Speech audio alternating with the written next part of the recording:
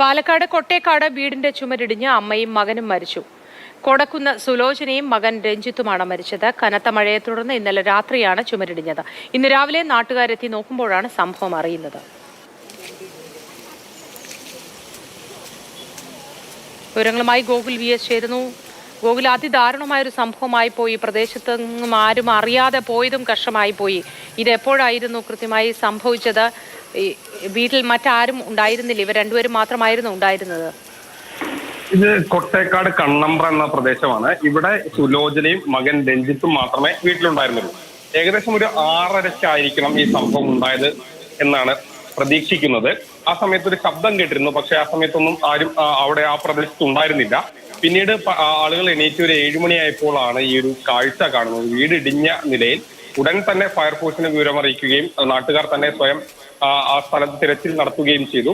അതിനിടയിൽ ഫയർഫോഴ്സ് എത്തുമ്പോഴേക്കും തന്നെ നാട്ടുകാർക്ക് ഈ അമ്മയുടെയും മകന്റെയും മൃതദേഹം ലഭിച്ചു. ആശുപത്രിയിലേക്ക് എത്തിച്ചെങ്കിലും ഫലമുണ്ടായില്ല. സംഭവ സ്ഥലത്ത് വെച്ച് തന്നെ ഇവർ മരിച്ചിരിക്കാമെന്നുള്ളതാണ് നാട്ടുകാർ പറയുന്നത്. ഏതായാലും വളരെ ദാരുണമായ സംഭവമാണ്. ഈ പ്രദേശത്ത് ശക്തമായ മഴയുണ്ടായിരുന്നു.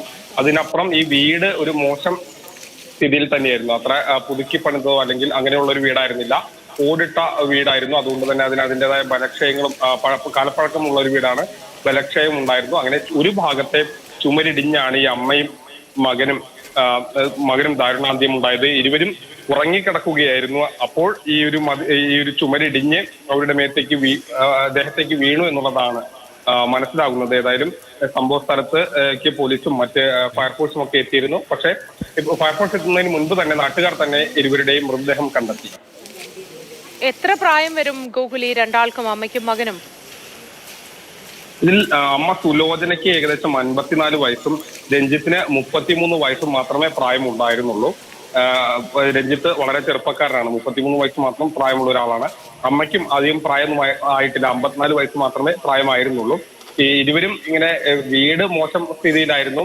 നമുക്ക് സ്ഥിരീകരിക്കാനാവാത്ത ചില വിവരങ്ങൾ കൂടി ലഭിക്കുന്നുണ്ട്. അവരോട് ആ വീട്ടിൽ നിന്ന് മാറാൻ ആവശ്യപ്പെട്ടിരുന്നു എന്നുള്ള കാര്യങ്ങളൊക്കെ അങ്ങനെയുള്ള വിവരങ്ങൾ ലഭിക്കുന്നുണ്ട്. പക്ഷെ അതിൽ നമുക്കൊരു സ്ഥിരീകരണം ആയിട്ടില്ല. അതുകൊണ്ട് തന്നെ നമുക്ക് ഈ സമയത്ത് അത് ആധികാരികമായി പങ്കുവയ്ക്കാൻ കഴിയില്ല. പക്ഷെ വീടൊരു മോശം സ്ഥിതിയിലായിരുന്നു എന്നുള്ളതാണ് അറിയാൻ കഴിയുന്നത്.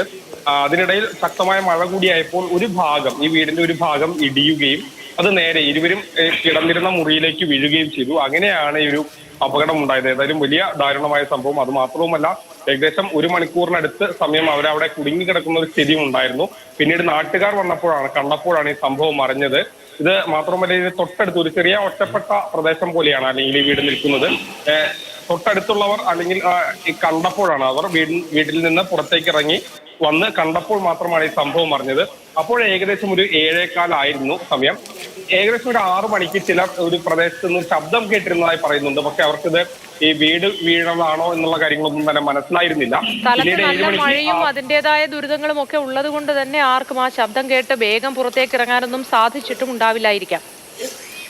സ്വാഭാവികമായും ഈ ഒരു മഴയുടെ ഒരു അന്തരീക്ഷവും വലിയ ശബ്ദവും വരുമ്പോൾ ഇത് അങ്ങനെ എടുത്തു കേൾക്കുന്ന രീതിയിൽ അല്ലെങ്കിൽ നമ്മൾ പെട്ടെന്ന് പേടിക്കുന്ന രീതിയിലേക്കുള്ള ഒരു ശബ്ദമായൊന്നും തന്നെ അത് മാറാൻ സാധ്യതയില്ല. സ്വാഭാവികമായും എന്താണെന്ന് മനസ്സിലാകാത്തൊരു ചെറിയ ശബ്ദം ഒരുപക്ഷെ അങ്ങനെ ആൾക്കാർ കരുതിയിരിക്കണം. അതുകൊണ്ടായിരിക്കണം. അല്ലെങ്കിൽ ഒരുപക്ഷെ വലിയ ശബ്ദമാണെങ്കിൽ സ്വാഭാവികമായും നാട്ടുകാർ അപ്പോൾ തന്നെ ഓടിക്കൂടിയേനെ. പക്ഷെ അവർ കണ്ടത് ഏകദേശം ഒരു 7 മണി 7:30 സമയത്താണ്.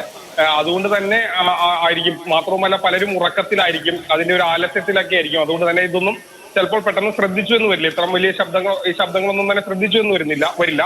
അങ്ങനെ ആയിരിക്കാം ഒരുപക്ഷെ ഇത്ര നേരം അവർ ആ വീടിനകത്ത് കുടുങ്ങിക്കിടക്കുന്ന ഒരു സ്ഥിതി വന്നിട്ടുണ്ടാവുക. ഏതായാലും വളരെ ദാരുണമായ ഒരു സംഭവമാണ് ഉണ്ടായത്.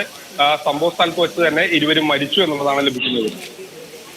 അവിടെ അധികൃതരൊക്കെ എത്തിയിട്ടുണ്ടോ? സ്ഥലത്തു നിന്നും ഇവരുടെ ശരീരം മാറ്റിയിട്ടുണ്ടോ? ആശുപത്രിയിലേക്ക് കൊണ്ടുപോയിട്ടുണ്ടോ? മരണം സ്ഥിരീകരിക്കാനൊക്കെയായി ആശുപത്രിയിലേക്ക് കൊണ്ടുപോയിട്ടുണ്ട്. അവിടെ വെച്ച് മരണം സ്ഥിരീകരിച്ചിട്ടുണ്ട്. ആലത്തൂരിലെ താലൂക്ക് ആശുപത്രിയിലേക്ക് എത്തിച്ചാണ് മരണം സ്ഥിരീകരിച്ചത്.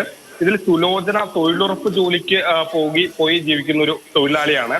മകൻ രഞ്ജിത്ത് ഒരു സ്വകാര്യ ബസ്സിലെ ജീവനക്കാരനുമാണ്. ഇത് കനത്ത മഴയിൽ ഇങ്ങനെ ഒരു അപകടം ഉണ്ടാകുന്നു. മാത്രമല്ല, നമുക്ക് ആ ദൃശ്യങ്ങളിൽ നിന്ന് വീടിന്റെ ദൃശ്യങ്ങളിൽ നിന്ന് മനസ്സിലാക്കാൻ കഴിയുന്ന ചുമരിന്റെ ഒരു ഭാഗമാണ് അടർന്നു വീണിട്ടുള്ളത്.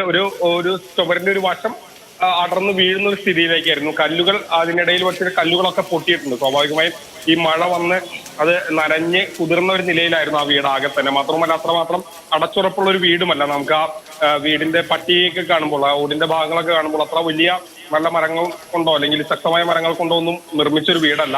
അടച്ചുറപ്പും അതായത് അത്രമാത്രം ബലമുള്ള ഒരു വീടുമല്ല. അപ്പോൾ സ്വാഭാവികമായും ഈ ശക്തമായ മഴ പെയ്തപ്പോൾ അങ്ങനെ വന്നൊരു ദുരന്തം എന്ന് തന്നെ പറയേണ്ടി വരും. തീർച്ചയായിട്ടും ഗോകുൽ അതിദാരുണമായൊരു സംഭവമായി പോയി.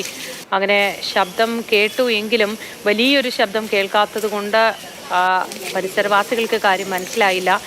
വീട് അല്ലെങ്കിലും അങ്ങനെ തകർച്ചയുടെ വക്കിലായിരുന്ന ബലക്ഷയമുള്ളൊരു വീടായിരുന്നു എന്ന് പറയുന്നു. പക്ഷെ അപ്പോഴും മാറി താമസിക്കാൻ പറഞ്ഞിരുന്നോ എന്നത് സംബന്ധിച്ച വിവരങ്ങളൊന്നും നമുക്ക് സ്ഥിരീകരിക്കാനാവാത്ത ഒരു നിലയിലാണ് ഇപ്പോൾ ഉള്ളത്.